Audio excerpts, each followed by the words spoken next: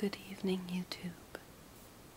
This is Silent Citadel, and tonight I'd like to try something a little different. A few years ago, I wrote a book, and since I haven't had an opportunity to start another major art project with things in such great upheaval, I thought I would begin tonight to read to you that book. It's called The Golden Empress.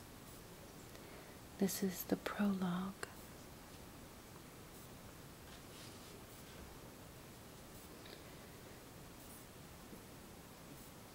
When summer came to a close, every year, the people of the normally bucolic village of Jonagund hosted one of the greatest fairs that the world had ever known.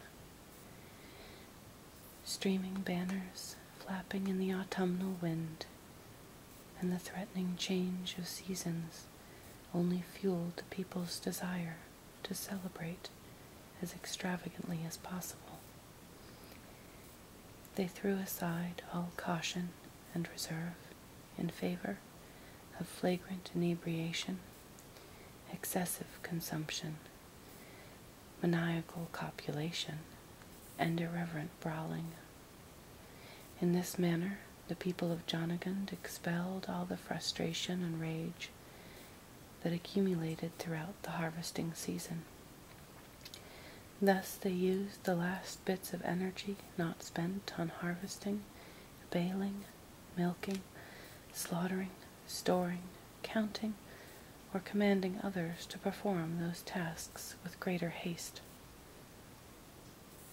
When winter did at last set in, the people would be ready to hunker down in their homes and remain relatively sedentary through the dark, wet, miserably cold, and dreary months that constituted the region's expression of winter. That year, the official pavane was more somber and much grander than it had ever been. Local officials and small-time nobles with flamboyant dresses and gold epaulets did their best to remain dignified, slowly and precisely measuring footsteps to the sweet and subdued music of the most respectable local troupe. Try as they might to appear above it all, however, everyone with half a mind knew that this vestige of modesty was for the sake of appearances only, and that even a queen needed to let off steam now and then. Unsurprisingly, the noblemen and women found their own celebration to be far too restrained, and often attempted to blend with the locals and their celebratory bliss, take their pleasures, and when morning came, creep quietly back to their villas and estates. They would sink into hot baths, and until next year pretend that whatever poor conduct they had indulged in had not, in fact, happened. What had likely been committed during those few days was debauchery on a scale that one could hardly imagine. Law enforcement essentially dissolved for the 4-day and night celebration on the bountiful harvest. When and how it had originated were questions so long forgotten that any records of its origin had turned to dust. Everyone in Jonagund simply knew that come fall, people from the most distant towns, from neighboring kingdoms, from across the sea even, would make the trek and help the townspeople indulge in every excess imaginable. It was not unusual for there to be an abundance of merchant trolls setting up shop to peddle their potions. Some were quite effective, and others no more so than snake oil. Sadly, no one had ever figured out a reliable method for distinguishing the frauds from the genuine magical items, unless one wanted to embark on a lifetime of obtuse, dull magical lore and spell-crafting education. On more than one occasion, there were hay fairies, half fairy, half other, or even hay sprites that would come and sell handcrafted goods, occasionally magical trinkets, delightful foods to enchant the palate with unrivaled pastries and sweets, or if times were lean, themselves or their maidens. That year there was also a small party of scaly and serpentine Cynthians in attendance. They were respected greatly as warriors, but torn apart by civil strife, and generally seen only as soldiers for hire, exceptional assassins, or bodyguards.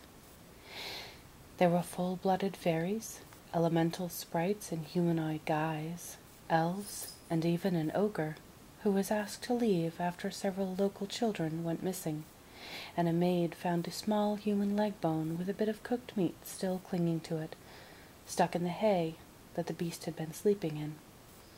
The ogre had been lodging on the edge of town in an abandoned shed, and had paid the owner of the land an agreeable rate to inhabit it for a short time.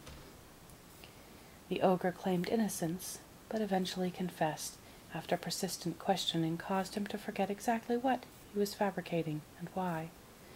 Since ogres have notoriously poor short-term memories, this also explains why no official trading has ever been developed between ogres and men.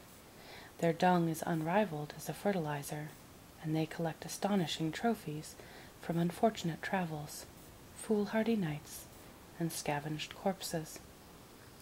A small crowd gathered to watch the ogre depart, and make sure he did so without further incident.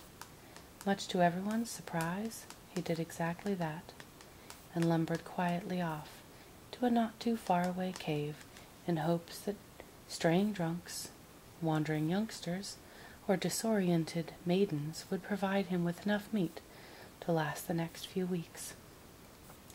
After every harvest festival, there were, as one would expect, innumerable pregnancies.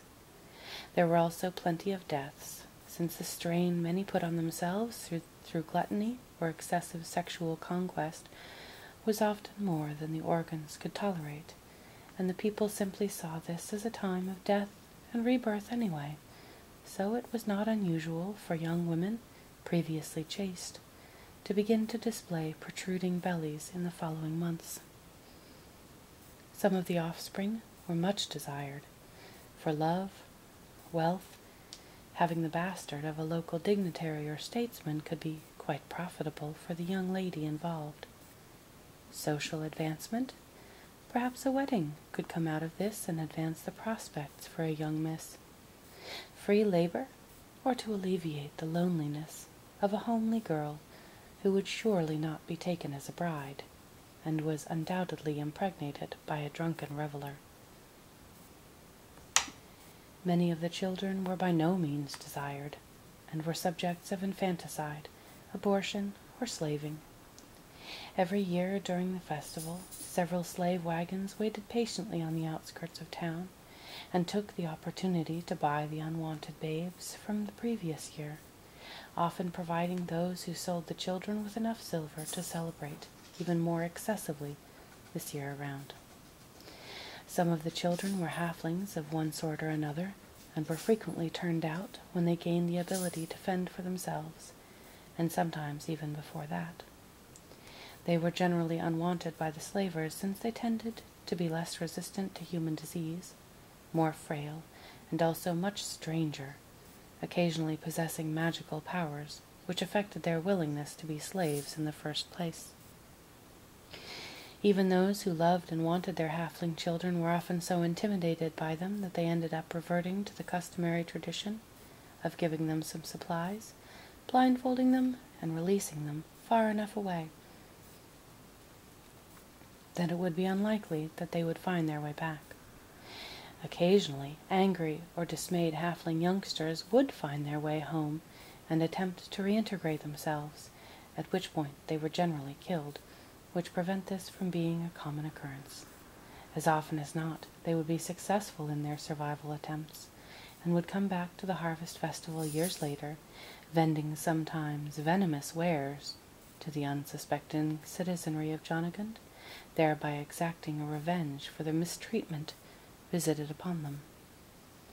The advantageous part about this was that generally, and if and when halflings did return to get evening, they often only took their rage out on their families rather than bystanders.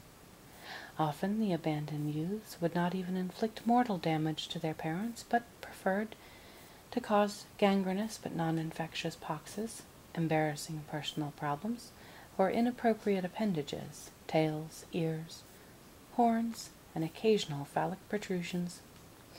This was more comic relief than blight, and the practice was simply considered part of the birth, abandonment, revenge cycle of life that was integral to the culture of Jonagund and the surrounding lands.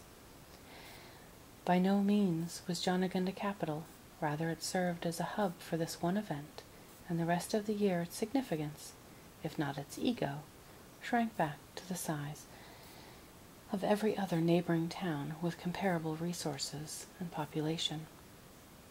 This year, as mentioned earlier, the Jonagund Harvest Festival was especially grand, flamboyant, colorful, diverse, and debaucherous. Along with the relatively benign excesses of food, drink, and love-making, there came a distinct uptick in the amount of violence. Often it was self-regulating.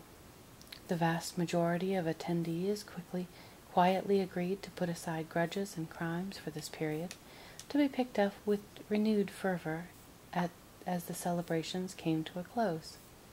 However, as anyone who has ever consumed too much ale can attest, even one's best intentions are sometimes vexed by the inability to restrain the physical and emotional wherewithal to not get into a brawl, ravish a delightful maiden who would prefer to be left in peace, sing at objectionable volumes, or make claims of grandiose wealth and ability that are not, in fact, true.